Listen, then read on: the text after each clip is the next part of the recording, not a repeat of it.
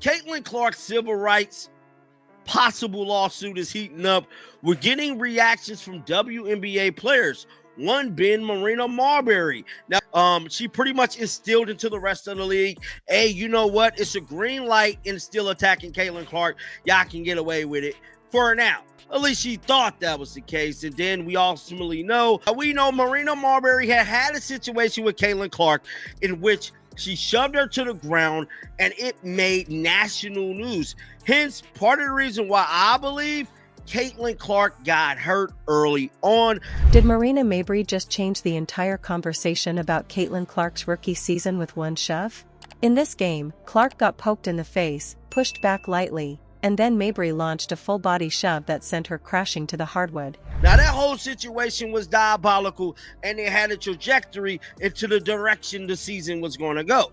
Now, with that being said, we know that there has been a lot of growing and a lot of people saying that this civil rights little lawsuit thing, that's when none other than my favorite right now on the team, Sophie Cunningham, put the beats and feet and elbows all over who? Lacey Sheldon.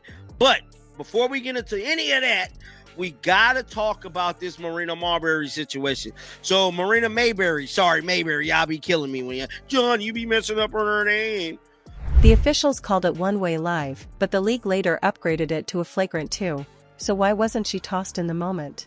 And what does this say about how players like Clark are being treated out there? Before we move on, I'd like to ask you a small favor. If you appreciate this content, please take a second to like this video and subscribe to the channel. Over 98% of you watch the videos without subscribing. It costs you nothing, but it makes a huge difference to us. So, did you click the subscribe button? Great! Thank you so much. Now, back to the video. She's a women's basketball reporter. So this is the actual article right here, y'all. And we gotta dive into this thing right now. It says Marina Mabrey admits she overreacted. Connecticut's Sun star admits she's overreacted in shoving Caitlin Clark is what the headlines say. All I think of is we forgive, but we don't forget. Now, this is what Jamie stated. I believe she's a reporter. So this is very interesting. It stated perhaps the most infamous moment of the 2025 season was on June 17th. We know that's when the shove came. Imagine this play for a second. Caitlin Clark takes a hit to the face from Lacey Sheldon, nothing major, but enough to make her react. She gives a little push back, the kind of quick brush you see in almost every game when things get physical. Then out of nowhere, Marina Mabrey comes storming into the frame and throws a full-body shove at Clark that sends her crashing backwards. It wasn't just a bump, it was a drive-through, arms out, shoulders squared, the kind of contact that looked like it belonged in football more than a basketball game. But it prompted Fever enforcer Sophie Cunningham to essentially start a brawl by grabbing and throwing Sheldon to the ground. Now, we ultimately remember that. That was legendary. Now, this not only incited several technical fouls and weeks of heated discussion about how Clark is treated by peers afterwards. Marbury was heard saying, damn if I do, damned if I don't. How could you say damn if you do, damn if you don't, when you assaulted Caitlin Clark, Marina? The crowd gasped, Clark hit the floor, and in the blink of an eye a small tangle had turned into the clip everybody was replaying that night. Here's what makes the scene even wilder. The whistle had already blown.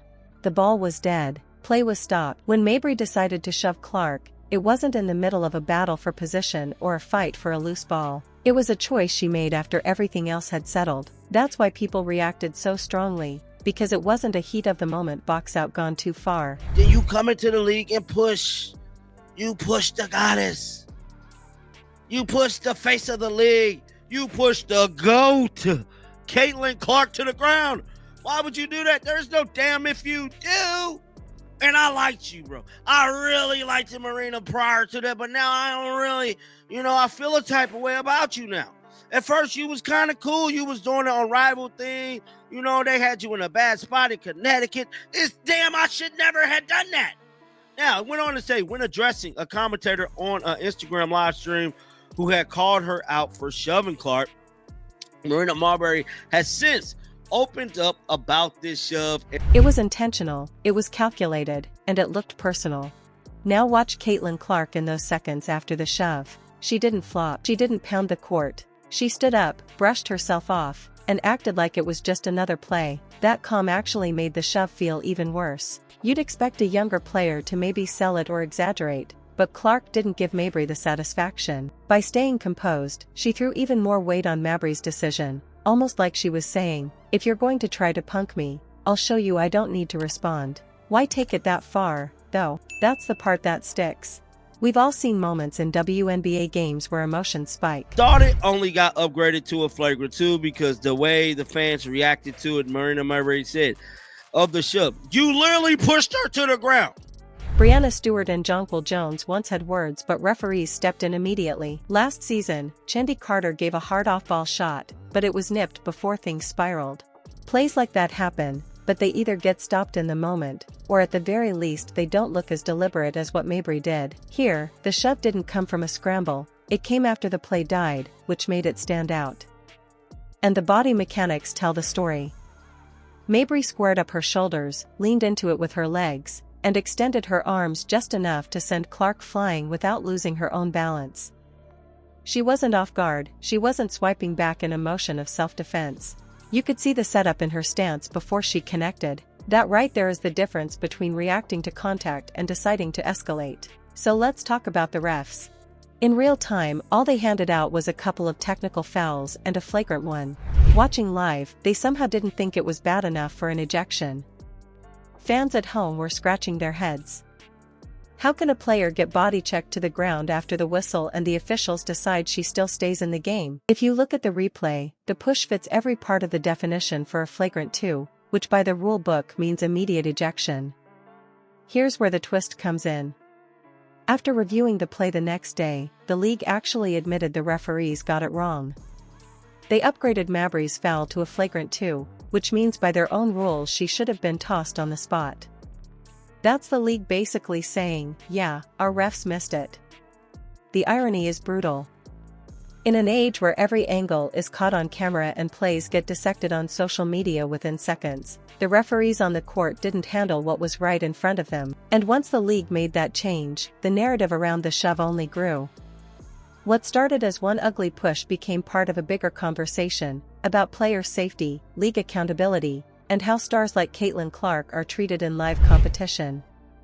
That fallout was only just beginning, because Mabrey's actions and the league's response turned this from a single controversial moment into something much bigger that left fans, players, and analysts wondering what comes next. That shove wasn't just a foul, it shifted the whole conversation.